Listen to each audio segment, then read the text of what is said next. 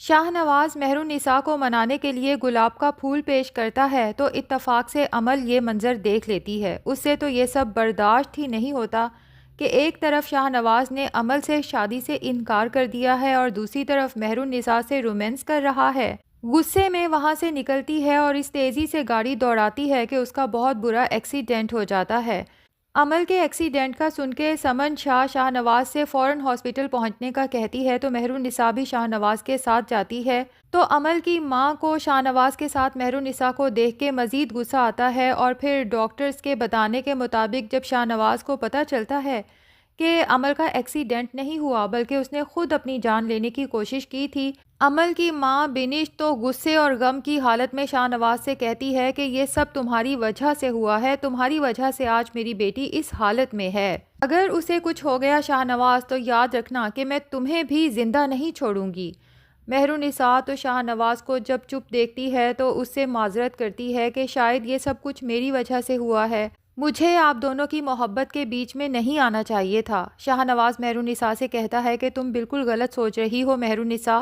میں نے عمل سے انگیجمنٹ ضرور کی تھی لیکن مجھے اس سے کبھی بھی محبت نہیں تھی اور نہ ہی میں یہ جانتا تھا کہ عمل مجھ سے اس قدر محبت کرتی ہے۔ میں نے بہرحال اگر زندگی میں کسی سے محبت کی ہے تو وہ صرف اور صرف تم ہو، اور تم کسی کے بیچ میں نہیں آئی بلکہ عمل زبردستی ہم دونوں کے بیچ میں گھسنے کی کوشش کر رہی ہے۔ لیکن مہر النساء کو شاہ نواز کی اب کسی بھی بات پر اعتبار نہیں ہے۔ اسے تو یہی لگنے لگا ہے کہ شاہ نواز جو مجھے گھر سے منا کے واپس لایا ہے تو یہ بھی محبت کی وجہ سے نہیں بلکہ سوشل میڈیا پہ ان کی جو بدنامی ہو رہی تھی کہ پہلی بیوی سے اجازت لیے بغیر سمن شاہ کے بیٹے نے دوسری شادی کر لی تو سمن شاہ کو اپنی پارٹی خطرے میں جاتی معلوم ہو رہی تھی۔ اسی لیے شاہ نواز کو کہہ کے مہر النساء کو زبردستی گھر واپس بلایا گیا اور پھر پریس کانفرنس بھی رکھی گئی تاکہ تمام لوگوں کی غلط فہمیاں دور کی جا سکیں اور سوشل میڈیا جو سمن شاہ کی پارٹی کے خلاف خبروں سے بھر چکا ہے ان کا منہ بند کیا جا سکے۔ پھر مہر النساء کی اپنی بھی مجبوری تھی، وہ اپنی ماں کی حالت کو تو جانتی ہے کہ اب وہ مزید کسی غم کو برداشت کرنے کے قابل نہیں ہے،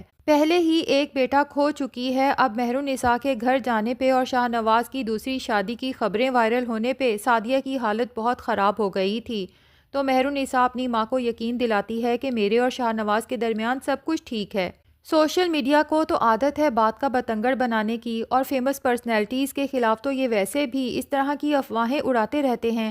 شاہ نواز جب اسے لینے آتا ہے تو مہر النساء اسی میں عافیت سمجھتی ہے کہ اپنے خاندان والوں کا منہ بند کرنے کے لیے اور اپنی ماں کی حالت کی بہتری کے لیے مجھے شاہ نواز کے ساتھ چلے جانا چاہیے۔ لیکن شاہ نواز کو دو ٹوک کہہ دیتی ہے کہ اگر میں آپ کے ساتھ جا رہی ہوں تو اسے میری محبت مت سمجھنا، یہ محض میری مجبوری ہے کیونکہ میں اپنی ماں کو کوئی تکلیف دینا نہیں چاہتی۔ میں آپ کے ساتھ آپ کے گھر واپس تو ضرور جاؤں گی لیکن آپ کی بیوی کی حیثیت سے نہیں بلکہ ایک اجنبی کی حیثیت سے۔ اور پھر جب سمن شاہ کے کہنے پہ شاہ نواز مہر النساء سے کہتا ہے کہ تمہیں بھی پریس کانفرنس میں آنا پڑے گا تو مہر النساء شاہ نواز سے کہتی ہے مجھے پہلے ہی پتا تھا کہ آپ اور آپ کی ماں بغیر کسی مطلب کے کوئی کام کرتے ہی نہیں، تو آپ مجھے اسی پریس کانفرنس میں شرکت کے لیے واپس لائے ہیں۔ لیکن پھر مہر النساء اپنی کچھ شرائط بتا دیتی ہے کہ آپ پریس کانفرنس میں وعدہ کریں گے کہ یتیم اور غریب بچوں کے لیے اسکولز بنائیں گے، ہاسپٹلز بنائیں گے اور آپ کی پارٹی غریبوں کی کفالت کے لیے جو کچھ ہو سکا وہ کرے گی۔ شاہ نواز مہر النساء سے وعدہ کرتا ہے کہ نہ صرف اب ہماری پارٹی غریبوں کی مدد کرے گی بلکہ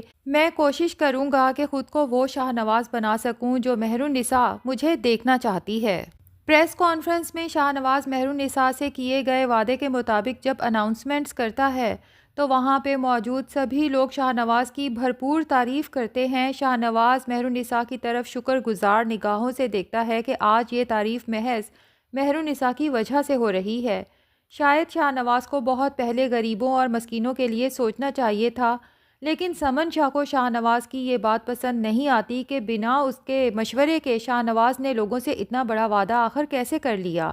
ظاہر ہے کہ سمن شاہ کے بیٹے نے وعدہ کیا ہے، اب سمن شاہ کو چاروں ناچار یہ پورا تو کرنا پڑے گا۔ گھر واپس آ کے سمن شاہ اس بات پہ خوش بھی ہوتی ہے کہ پریس کانفرنس کے بعد اس کی پارٹی کے لیے سب لوگوں کے ریویوز بہت پازیٹیو ہیں، لیکن شاہ نواز سے ناراض بھی ہوتی ہے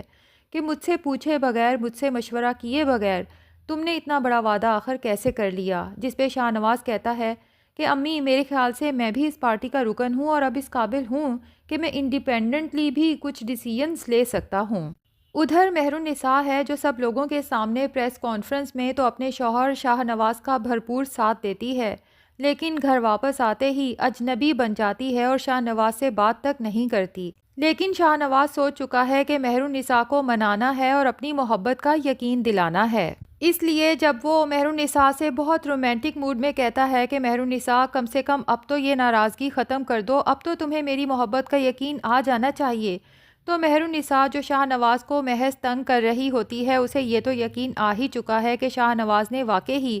میری محبت میں عمل سے شادی نہیں کی اور عمل اس چیز کو برداشت نہیں کر سکی، اسی لیے اس نے اپنی جان لینے کی کوشش کی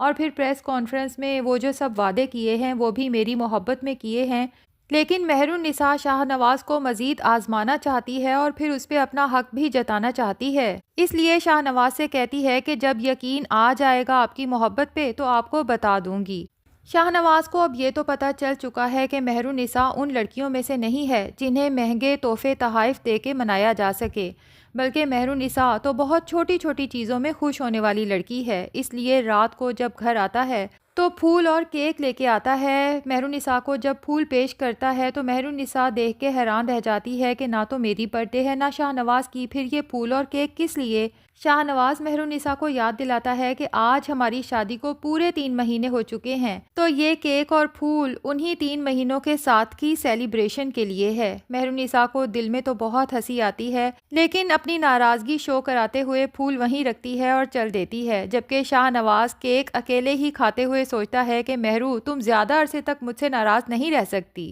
ادھر عروج رافع کا موبائل چیک کرتی ہے تو لاسٹ کالز مہر النساء کو گئی ہیں، کیونکہ رافع نے مہر النساء کو سمجھانے کی کوشش کی تھی کہ تمہیں شاہ نواز کی باتوں پر اتنی جلدی اعتماد نہیں کرنا چاہیے تھا اور یوں گھر واپس نہیں جانا چاہیے تھا۔ عروج تو خوب واویلا مچاتی ہے، اپنا سامان پیک کرتی ہے اور گھر چھوڑنے کا فیصلہ کر لیتی ہے۔ رافع اور بی جان اسے پہلے تو سمجھانے کی کوشش کرتے ہیں کہ تم بہت غلط کر رہی ہو، لیکن جب عروج کی ضد دیکھتے ہیں تو بی جان بھی فیصلہ کر لیتی ہیں کہ اگر یہ جاتی ہے تو جائے۔ میں فیروز سے 2 ٹوک بات کروں گی کہ اگر تمہاری بیٹی میرے بیٹے کے ساتھ نہیں بسنا چاہتی، چھوٹی چھوٹی باتوں پہ یوں گھر چھوڑنے کے فیصلے کر لیتی ہے، تو اسے پھر ہمیشہ کے لیے اپنے گھر پہ ہی بٹھا لو، کیونکہ اب بی جان کو احساس ہو چکا ہے کہ اس عروج کی مکاریوں کی وجہ سے میں ہمیشہ مہر النساء کے خلاف سوچتی رہی، حالانکہ مہر النساء ایک گھر بسانے والی سلجھی ہوئی لڑکی ہے، جبکہ عروج وہ نہیں ہے جو اس نے خود کو میرے سامنے شو کرایا تھا، اس کی وجہ سے میرے بیٹے کی زندگی اجیرن ہو کے رہ گئی ہے۔ اور ادھر مسکان ہے جو زین کی باتوں میں آ کے اپنی ہی بہن کے خلاف ہو چکی ہے، جبکہ اسے نہیں پتا کہ زین اس کے ساتھ بہت برا کرنے والا ہے، وہ بھی صرف اور صرف مہر النساء کو نیچا دکھانے کے لیے، جو اپنی عزت کے بہت دعوے کرتی ہے۔ جب اس کی بہن کی بدنامی ہوگی تو ظاہر ہے کہ اس کی بھی بدنامی ہوگی۔ لیکن ناظرین کیا لگتا ہے، کیا مہر النساء اپنی بہن کو اس زین سے بچا لے گی یا نہیں؟ کمنٹ سیکشن میں اپنی رائے کا اظہار ضرور کریں، اور اگر ہمارے چینل پہ نئے ہیں تو پلیز چینل کو بھی سبسکرائب کر لیں۔